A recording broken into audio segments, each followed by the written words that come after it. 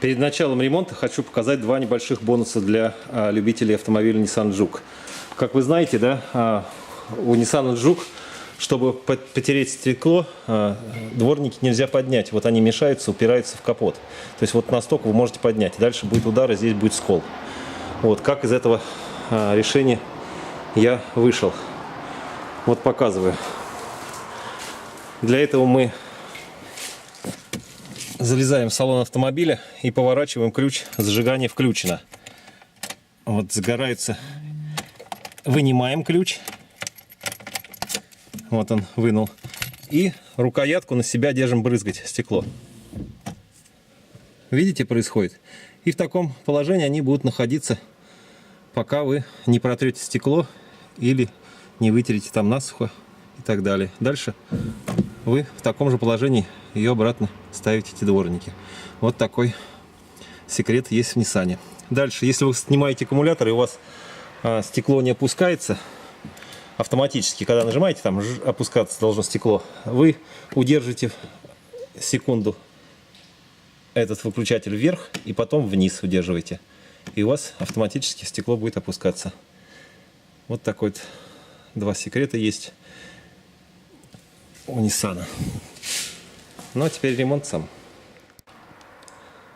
Всем привет! Сегодня я хотел рассказать ремонт автомобиля Nissan Juke. У меня появился незначительный стук в рулевом управлении. И сегодня я решил вам показать, где этот стук я выявил. Неприятный. Ощущался он на мелких неровностях, такие как грешет на косточки, либо рулевые наконечники или сама рейка рулевая. Вот перечитал все форумы. В общем, все там пишут, конечно, не дело. Кто говорит, косточки поменяй, все проблемы закончатся. Кто-то говорит, рулевые наконечники. Но оказалось все дело намного сложнее. И я вам сейчас покажу, потому что нигде я не видел видеообзора, как это все меняется, как это устраняется. Ну вот вам сейчас досконально все расскажу, у кого Nissan. Я думаю, будет это полезное видео.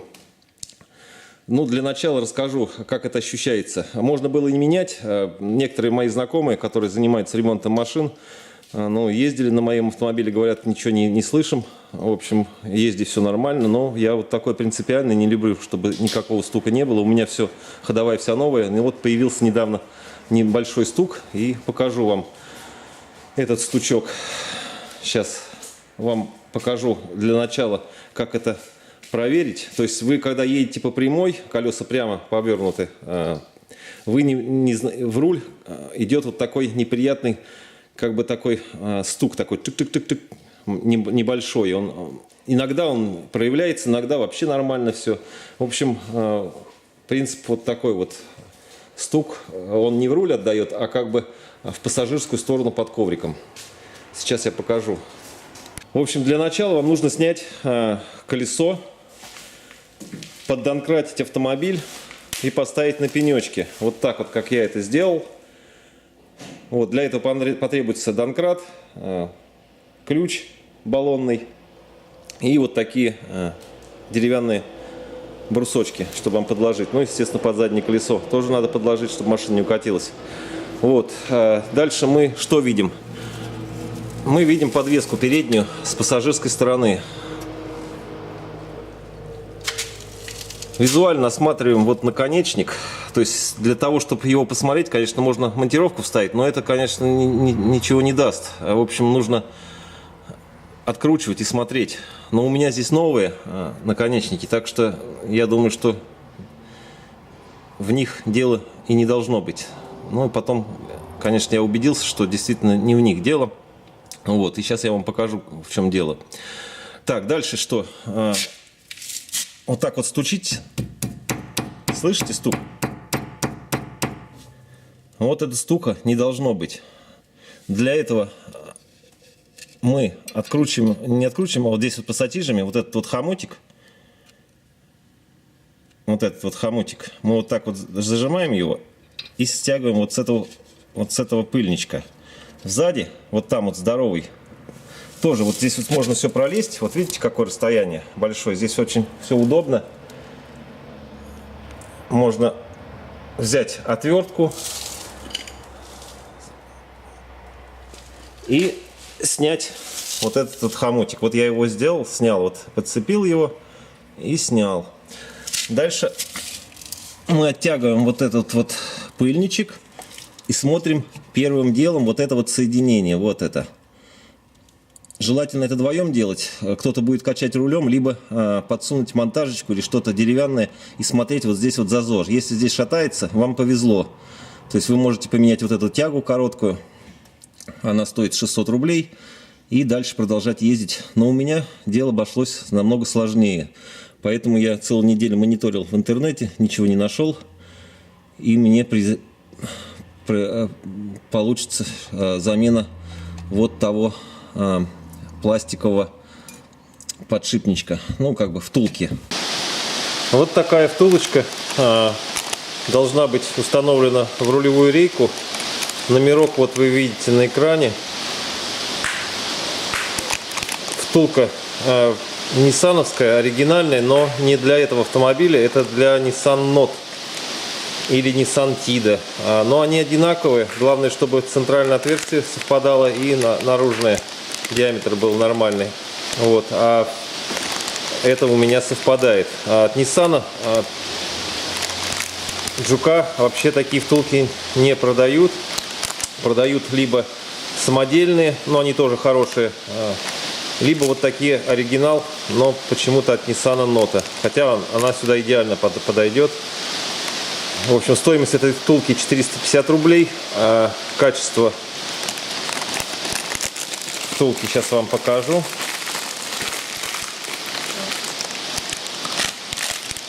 Вот такая втулочка. Вот так сжимаете ее, на вал одеваете, и она вот этими уступами входит в бортик внутри рулевой рейки и зацепляется там, чтобы назад вместе с валом она не вышла. Ну, на рынке очень много сейчас таких втулок делают другие производители. То есть и в подворотне это делают вообще отлично, даже лучше, чем вот эта вот родная. Так что вот ту я тоже заказал. Она из другого материала сделана и якобы лучше, чем вот такая вот, которая сейчас у меня в руках.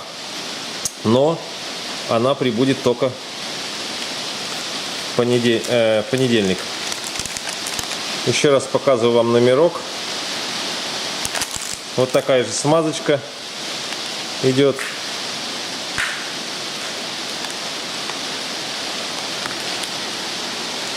Ну, буду пробовать ставить. Ребят, также еще хотел сказать другой метод демонтажа этой втулки. Может быть, кому-то он проще будет. Для этого вам понадобится не снимать рулевую рейку, если не хотите. То есть достаточно снять вот этот пыльник, открутить вот этот вот яблоко у рулевой рейки. Ключ, он, по-моему, у всех на 30. Вот такой ключ рожковый.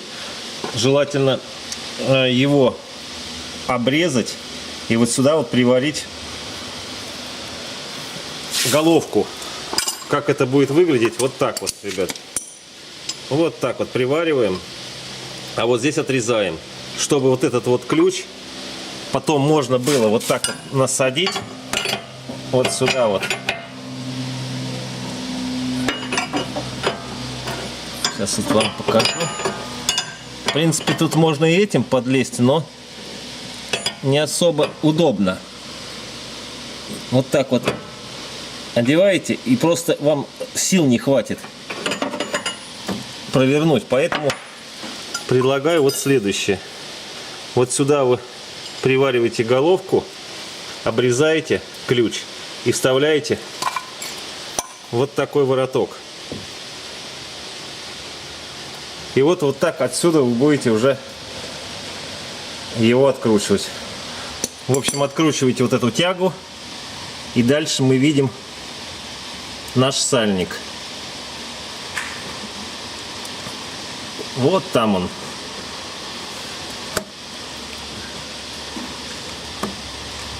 Как я и вам говорил, усики берете вот такие вот иголочки вставляете в 3 стороны и поворачиваете руль. Двоим надо только. Поворачивайте руль, чтобы вал ушел туда без тяги. Он уйдет туда. И когда вы нажмете на эти бугры во втулке, руль отпустить, медленно поворачивая его вправо, у вас будет вместе с валом выходить эта втулка. И когда она вылезет, вы оденете новую, естественно, смазки набьете, засунете туда эту втулку и постепенно надавливаем пальцев рук вы будете ее туда углублять. Вот. Кто-то использует опять обычную головку. Вот так вот наставляет и маленько подстукивает. Вот. Но лучше сделать руками. Втулка не настолько прочная, может отломиться, а второй у вас запасной нету. Либо снять эту рулевую рейку и уже заодно посмотреть вал. Промвал, который идет в салон автомобиля, шатается ли он, не шатается. С этой стороны можно заменить без проблем, не мучиться отсюда вытаскивать ее. Хотя здесь тоже 20 минут вытащить можно быстро, не снимая рейки. И посмотрите внутреннюю втулку, игольчатый подшипник так называемый. Нормальный у вас, ненормальный. И поршенек, который прижимает сам вал. Вот такие методы. В общем, 2 метода: снятия и без снятия рулевой рейки. Но это те, кто знает, что только у них втулка разбита, можно не снимать. Ребят, прошло 3 часа и вроде стемнело, все, не сумел я вам показать все это дело. В общем, да еще пока ключ варил. Вот такой ключ, без него никуда не обойдешься и никуда не денешься. Придется вот такой ключ вам на 30, он 32 вернее. Я там ошибся, 30 сказал, но 32 вот. Пришлось его обрезать и приварить вот сюда головку, чтобы вам одеть вот сюда вот ее на тягу и вам открутить эту тягу. Вот здесь вот, где я показывал. Без него никуда не денешься. Но вот ушло у меня 2 часа на нее. Варил я здесь, обтачивал болгаркой. Заодно покрасил, и подойдет этот ключ уже ко всем рулевым тягам. Вот дальше, что хотел сказать по замене втулки. Втулку, как я и говорил, надо будет открутить эту тягу и вал вправо, руль выкрутить до конца. Вал уйдет туда в рейку рулевую, и вы видите пластиковую втулку. Эту пластиковую втулку вы должны подцепить, она должна из пазов вот так согнуть ее. Вал вам не даст, а когда он туда задвинется, она будет оголенная, эта втулка. Вы ее так выдвинете 2 какими-нибудь защепками. Но я сделал, знаете, как электродина, воткнул туда и ее разжал, и она выдвинулась сюда. Посмотрел, она в хорошем состоянии. Единственное, что там, где она стоит, в этих пазах, она натерла маленько валом. И вот там маленько был стук. Я ее что сделал? Не стал ее менять. Я ее взял и перевернул в другую противоположную сторону. И зазор ушел у меня теперь. Никаких стуков теперь нету. Вот, все это собрал, ребят. Вот, не стал это снимать, потому что вечер был, темнота. Вот, и на следующий день, вот сегодня, я услышал другой стук. В общем, думал, что все-таки во втулке в это дело, но вот нашел этот стук. И как я раньше его, конечно, не заметил, все проверял досконально. Оказалось, дело в шаровой. Вот куда я упирал на видео, вы вначале видели от деревянной лопаты черенок. И, в общем, я вот на эту лапу, и у меня такой стук был. Оказался, это стук в шаровой опоре. Сейчас я вам покажу, какая была шаровая опора. Вот такая шаровая опора. Она вся шатается. Вот она. В ней и был стук. Пришлось мне ее менять. Но это еще не все. У меня возникли сложности с заменой ее.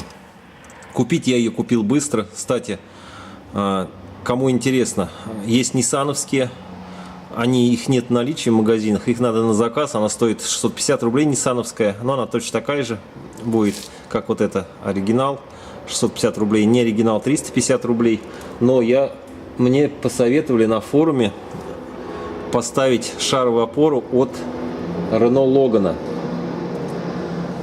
Она же подходит и на Renault Megane, она же подходит и на Renault Scenic. Кому интересно, вот номер этой шаровой на экране. Made in Франция. Она отлично подошла, это шаровая, но возник вопрос у меня в установке этой шаровой часа 3. Я один, здесь некому помочь мне. В общем, мне пришлось вот эту тягу, а у меня она новая рулевая тяга. Видите, новую я купил рулевую тягу. Ой, вернее, никакая рулевая тяга, извиняюсь, стойка стабилизатора. А свою мне было не открутить. Вот она моя. Мне пришлось болгаркой срезать. Хотя она новая вообще просто. Вот даже вы не представляете, вот я ее с трудом сгибаю. Вот. Почему срезать? Не смог я ее открутить, потому что вот здесь вот сюда вот нужно будет вам просовывать ключ вот такой вот шестигранником. Вот так вот. И откручивать ключом на 19. А старая у меня не открутилась, потому что вот там внутри, кто мне закручивал, видать, вот это вот, то ли шестигранник был плохой, там было все сорвано. И открутил я ее только до половины. И, в общем, пришлось мне срезать все это дело. Но это еще не все. Как только я ее убрал, начал шаровую откручивать. Все это у меня отлично вышло. Вот. Но здесь рулевой наконечник также откручивал. Сейчас, видите, я уже закрутился. У меня это все дело у одного мне не придержать. Все упало. И, в общем, вылетел внутренний шрус. Вот там вот из внутренней граната вылетела из коробки. И я вообще весь запечалился. Думал, все, больше мне ничего. Позвал мастера. Он мне сказал, что нужно скидывать пыльник там внутри. Это надо донкратить выше машину, снимать защиту. Это целая эпопея. Надо было на яме это все делать. Ну, в общем, я весь расстроился. И он мне говорит, донкрат, снимай защиту, снимай пыльник и вставляй шрус. Но шрус у меня был здесь не открученный, ребят. Как открутить? Это все висит, все двигается. То есть ключом никак не открутишь, одному на тормоз не подержишь, чтобы открутить эту гайку. Какой я сделал выход, так как я один. Я одел опять рулевой наконечник вот сюда. Сюда подложил пень. Вот. И включил первую передачу. И решил все-таки резким нажатием открутить эту гайку. И она у меня, слава богу, пошла. Как только я открутил эту гайку, я вынул шрус из ступицы, приподнял его и вставил его туда. Не снимая ни резинки, как они мне советовали.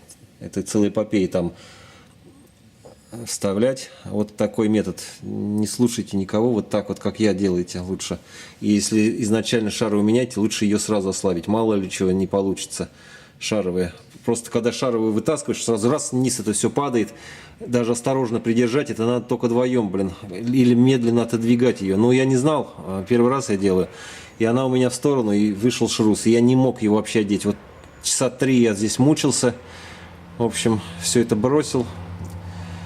Весь расстроился. И вот только сейчас я догадался, как это сделать. Вот открутил, мне помогло это все дело. И все, поставил эту шаровую. И теперь у меня нет никакого стука. Вывод какой? Очень тщательно проверять. Если в руле, когда вы дергаете руль, если у вас есть какой-то стук, то это может быть несколько причин. Вот даже не могло бы подумать, что шаровая, как бы, когда вы крутите рулевой, то есть если она не на месте, то есть по кочкам у меня не было никакого стука, а вот когда крутишь, стук был такой похожий на рулевую рейку. Ну, конечно, втулка тоже себе давала знать. Вот, но сейчас она все классно, и новую я положил в коробку, не стал ее ставить, 5 минут ее поставить. Вы уже знаете, как объяснял в начале видео.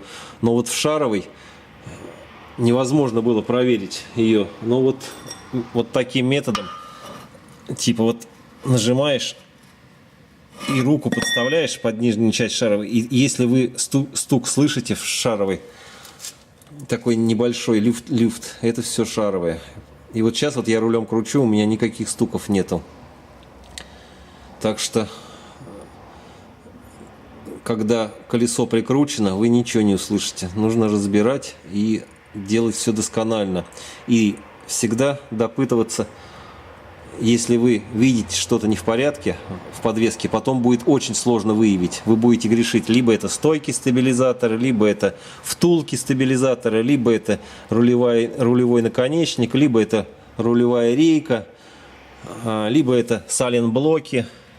Вот. Лучше держать все в порядке, свою подвеску. И вот сейчас я знаю, что у меня эта сторона нормальная.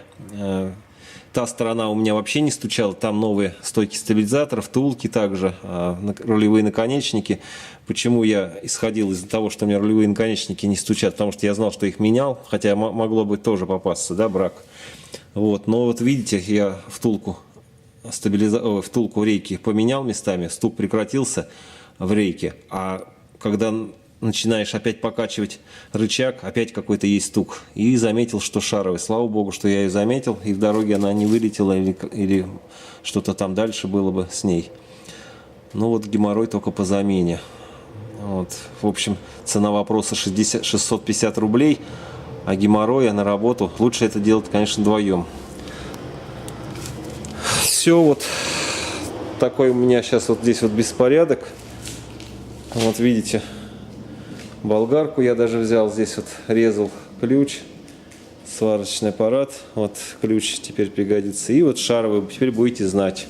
Нигде этого видео нету, я вчера все пересмотрел, вообще, ребят, все вообще, нигде нет ничего по этому Ниссану. Все просто меняется, а информации нет, все в сервисах меняют, все это скрывают. Ну, теперь вы будете знать, что очень все просто делается. Я теперь могу даже один все это сделать, но единственное, что вот при замене шаровой вам надо удержать вот эту ступицу. Она сильно отъезжает в левую сторону, потому что, не знаю, то ли пружина давит, то ли, не знаю. Вот сейчас даже стойку стабилизатора я эту ставил, мне пришлось сюда нажимать, вот, потому что здесь ничего не разболтано, все резинки новые, и иначе я бы не вставил вот это. Вот сейчас очень крепко все это держит. Никаких холостых и зазоров здесь быть не должно. Естественно, все смазал, чтобы потом все было откручивалось. Вот. Кстати, шаровый новый вот открыл я из пакетика. Не было там вообще смазки. Я не знаю, как они делают. Пришлось мне резиночку, пыльник снимать и забивать синей смазки туда. Ну а это вообще ужас. Как я ездил, смотрите. Смотрите. И ничего не стучало, представляете? Вот, поверьте мне, вообще ехал прямо вот как здорово, смотрите, вообще. Ну, что это такое? Ну, видите, да? Вот такие дела. Все, надеюсь, будет это полезное видео. Ставьте лайки, кому понравилось. Но не показал я вам, да, самую важную вещь, втулку не показал. Но поверьте мне, все просто. Снимаете пыльник, снимаете саму тягу, там откручиваете и до конца руль выкручиваете. Вал уходит туда в рейку. Вот, и поджимаете втулку. Я ее рукой даже проворачивал. Вот зажал ее и просто повернул против часовой стрелочки или по часовой, без разницы в какую сторону, и поставил в другое положение, потому что нет смысла менять. Если бы она развалилась бы, то надо поменять было, а тут не надо было ничего менять. Я ее повернул, и все, она теперь по другим местом трет новым, а старая, она в боках осталась. Рейка-то у нас только снизу ходит и давит на низ втулки. Все, всем удачи, пока-пока. Удачи на дорогах.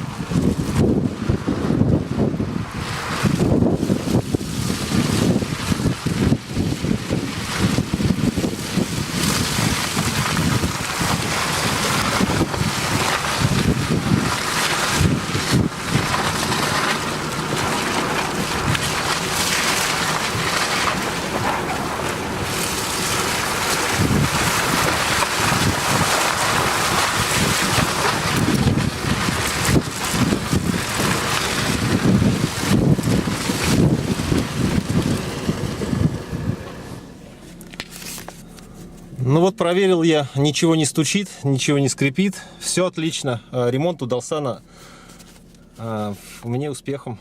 Все.